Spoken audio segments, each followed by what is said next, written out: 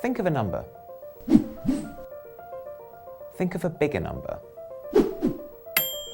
This number doesn't mean much right now, but if we put it in a newspaper, or on a report, or on the television, or on a chart, it becomes a very important number.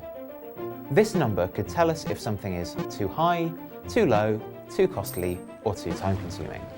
It can tell us if we're doing too much or not enough, if we're a success or a failure, if we're headed for trouble, or if the forecast is bright. This number can be a statistic or a decimal point. It can be a spiralling cost or a massive saving. It can tell us who to vote for, how much we should be paid, or what direction our lives are going in.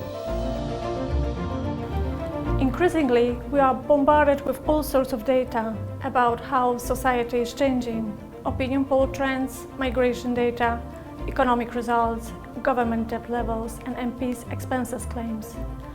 Often, the data is presented to boost a sometimes contentious claim, so the ability to read this information with confidence is an increasingly important skill. In this free course from the University of Sheffield, 3 academics from the Sheffield Methods Institute will ask 2 simple questions. Where do these numbers come from, and can they be trusted? We'll look at surveys, polls, and other means of data collection, and we'll look at the legitimacy of statistics. When is it okay to believe what you read, and when is it not? We'll examine how numbers can be deliberately or accidentally misleading, how they can be sculpted to tell one story, or interpreted to hide another.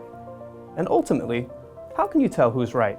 By the end of the course, you will have improved your data literacy skills, developed an understanding of how social statistics are created and used, and become a more critical consumer and user of social and economic data. This course would be ideal for anybody looking to study in the social sciences, anyone who feels bamboozled by the presentation of numbers around them, or anyone who is simply struggling to make sense of data in the media.